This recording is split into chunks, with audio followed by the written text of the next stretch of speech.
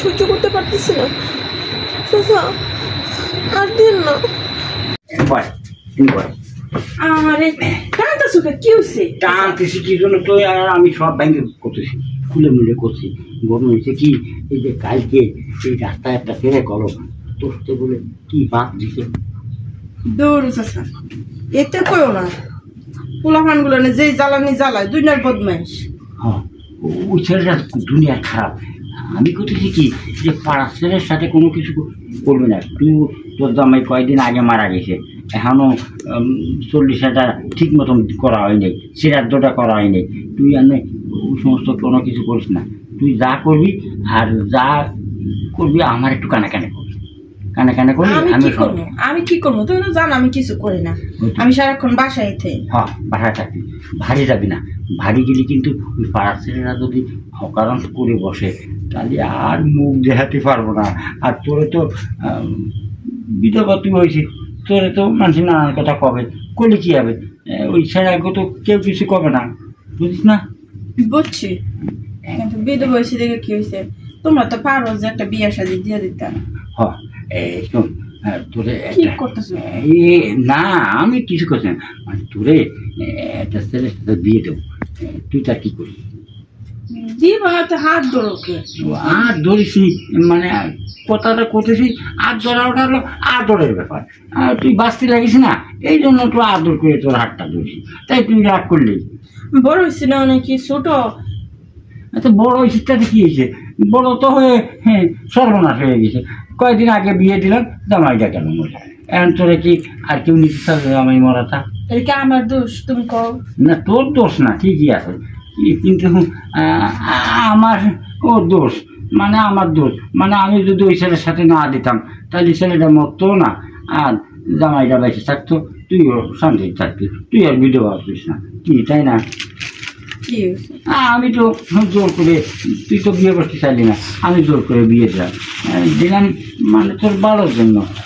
এখন তো তুই এনে আমার খারাপ করিস, ভালো করিস, আমি তো তোর সঙ্গে সাথী। আমি ছোটোবেলায় তোর একটু একটু করলে গায়ের মানুষ করেছি না, তোর মূর্তির গন্ধ আমার শরীরে আছে, এটা তো তুই জানিস। তোর করলেন যে বেড়াইছি, আমি সবাই জানি। হ্যাঁ, আমি তো সবাই জানি। এখন দেখো আমার ভালো লাগে না, আমি একা একা থাকি, আমার একা একা থাকতে দাও। একা একা তুই খাইস কে? এটা কথা তুই আমার হাত ধরতেছি। হাত ধরতেছি কোন জন্য? তুই কিছু বুঝিস না।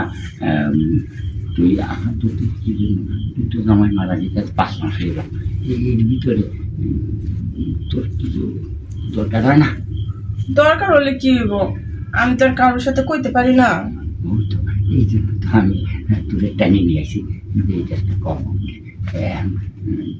তুই অমত করিস না, তোর বিয়ে থাকা ধ্যান দিতে আমি দিয়ে দেবো, তুই রাজি দিয়ে না। ঠিক আছে, আমারও কষ্ট হইতেছে, কেউ লয় কইতে পারি না। একা একা রাস্তায় বার হইছিলাম যে গিয়া বস মটনি নদীর ঘাটে, কি এর পোলাপান্তের লেগে যাইতেই পারি না।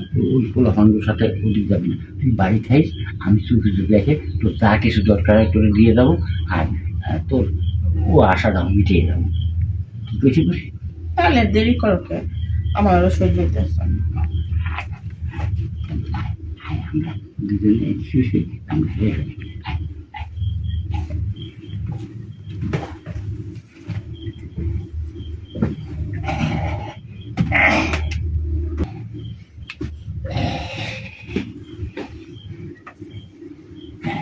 এই তুই জামাই যা না পারত, জামাই দেখা পারতো, তার থেকে বেশি পারিস না আমি।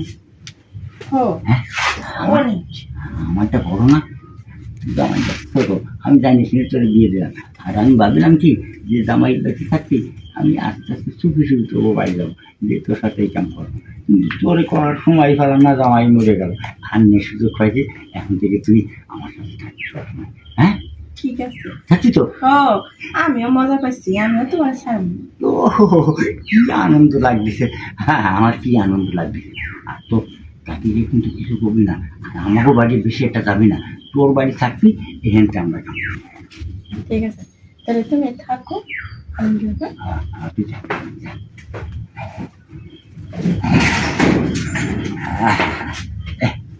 তো সব নেটা ফাটা হয়ে গেছে, নেটা ফাটা হয়ে গেছে, মুছে নেই, লুঙ্গিতে মুছে ফেলাই দিই, যেহেতু স্নান করবো, অসুবিধা কোনো কারণ নেই। আচ্ছা বাচ্চাকে করে কি যে আরাম পেলাম, তা করে আমার বুঝতে পারতেছে না। আপনারাও কিন্তু কিছু করেন না, চুপ চুপ থাকেন, আমি কিন্তু বাচ্চাদের করে দিছি।